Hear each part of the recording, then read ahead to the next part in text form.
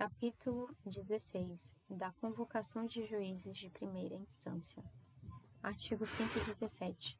A convocação de juízes de primeiro grau para substituição no tribunal poderá ocorrer nos casos de vacância, licença, férias ou afastamento de desembargador somente para o exercício da atividade jurisdicional. Parágrafo 1º. Nas licenças previstas no artigo 69 da LOMAN, assim como nas licenças e afastamentos previstos neste regimento, a convocação poderá ocorrer por período inferior a 30 dias. Nas férias de desembargador, a convocação poderá ocorrer por período igual ou superior a 20 dias. Os juízes titulares de vara do trabalho convocados não participarão das sessões administrativas e judiciais do Tribunal Pleno e do órgão especial. Artigo 118. Haverá uma lista no tribunal composta de 50 juízes titulares de vara do trabalho inscritos previamente para atuar no segundo grau de jurisdição. A escolha dos integrantes da lista será realizada pelo Tribunal Pleno, em votação aberta, observando-se alternadamente os critérios de antiguidade e merecimento. Parágrafo 2º. A lista prevista no caput deste artigo terá vigência por 2 anos, a partir da data de sua publicação, ou outra data estabelecida pelo Tribunal Pleno, prorrogável por igual período, por decisão desse colegiado.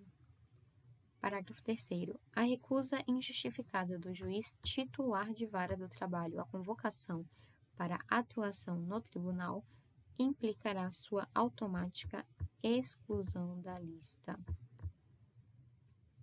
Artigo 119.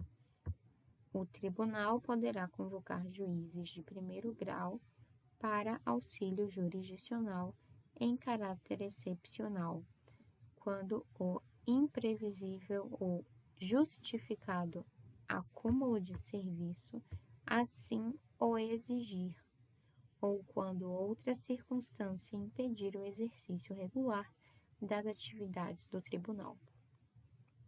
Parágrafo 1º.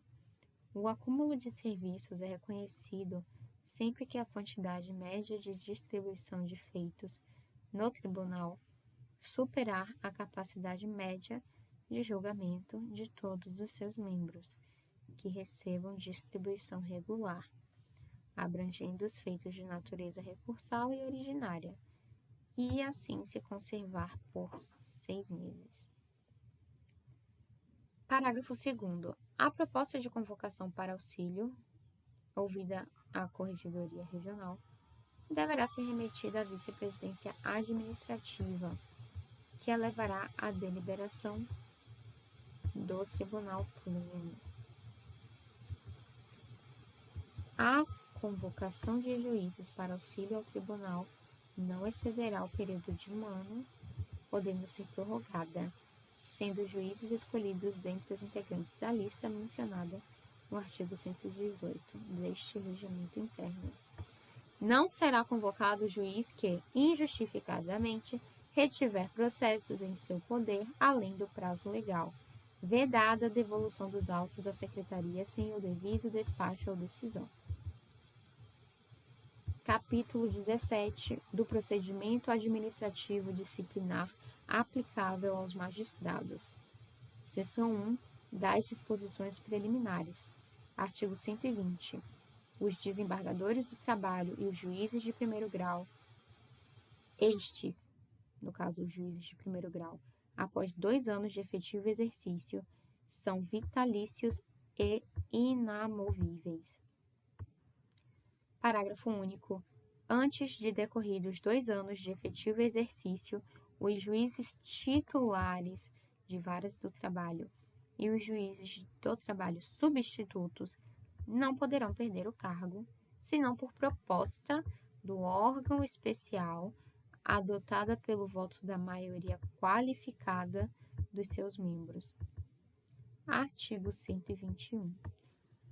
O magistrado estará sujeito às penalidades previstas no artigo 42 da Lei Complementar nº 35 de 1979, não se aplicando aos desembargadores as penas de advertência e de censura, observando-se, para apuração das faltas disciplinares, o procedimento previsto nas normas legais e regulamentares.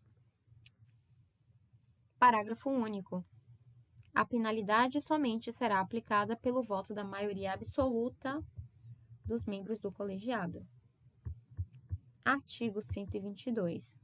O procedimento disciplinar será instaurado de ofício, por iniciativa do presidente do tribunal ou do corregedor regional, por deliberação do tribunal pleno, do órgão especial ou mediante representação fundamentada. Parágrafo 1º. O presidente do tribunal ou corregedor regional, no âmbito de suas respectivas competências, poderão arquivar de plano qualquer reclamação ou representação que se mostrar manifestamente infundada ou que envolva exclusivamente matéria jurisdicional passível de impugnação pelos recursos ordinários.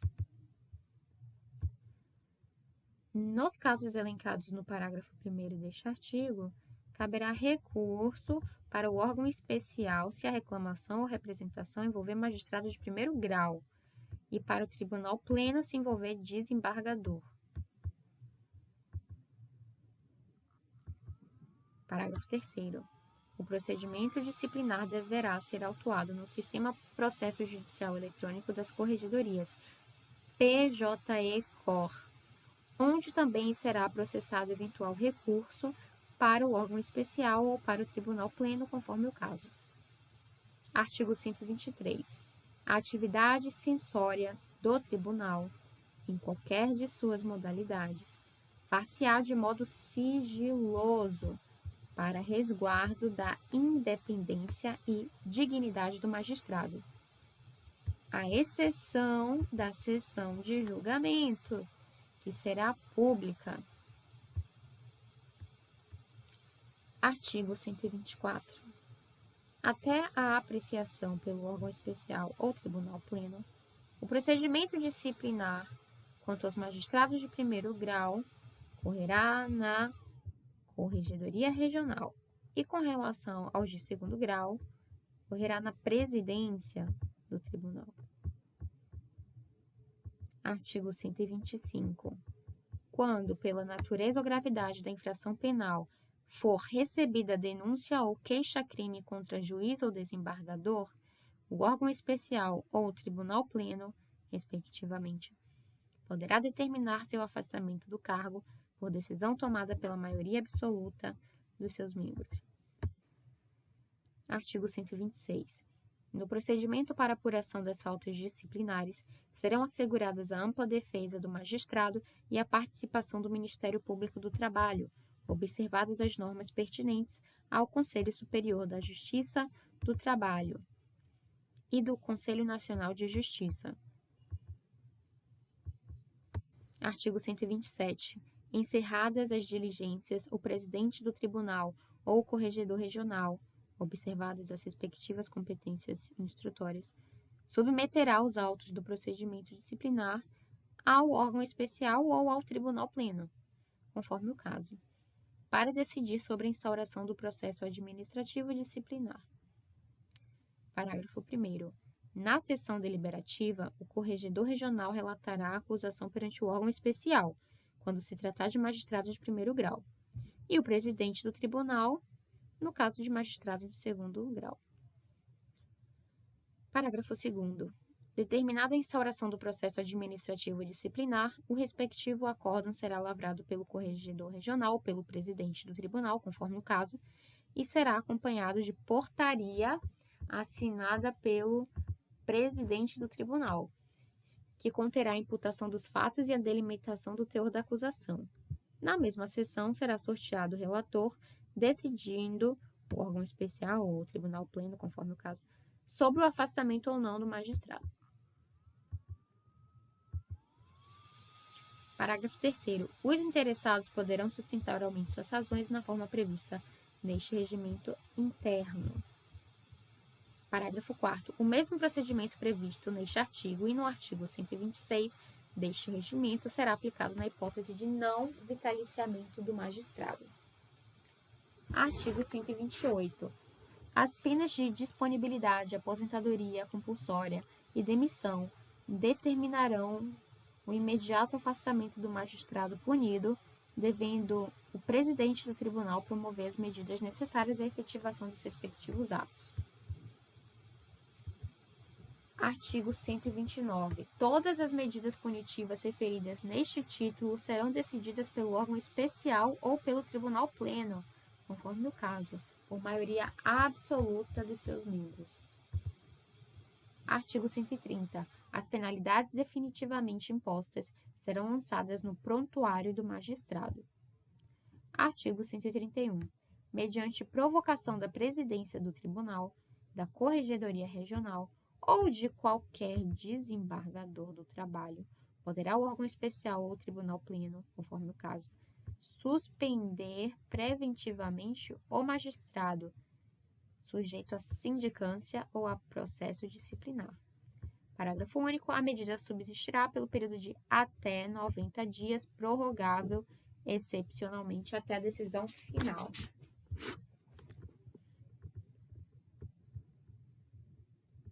Seção 2. Da demissão do juiz não vitalício. Artigo 132. A pena de demissão será aplicada no caso de falta grave cometida pelo juiz não vitalício e nas hipóteses de manifesta negligência no cumprimento dos deveres do cargo, de procedimento incompatível com a dignidade, a honra e o decoro de suas funções, de escassa ou insuficiente capacidade de trabalho, ou cujo proceder funcional seja incompatível com o bom andamento das atividades do Poder Judiciário. Parágrafo único. Nas hipóteses elencadas no caput, o presidente do tribunal poderá, mediante decisão fundamentada e ad referendo do órgão especial, suspender preventivamente o juiz de suas funções jurisdicionais. Artigo 133. O procedimento será instaurado a qualquer tempo dentro do biênio previsto na Constituição Federal, mediante indicação da Comissão de Vitaliciamento ou da Corregedoria Regional, segundo o previsto para a aplicação das penas disciplinares. Parágrafo 1º.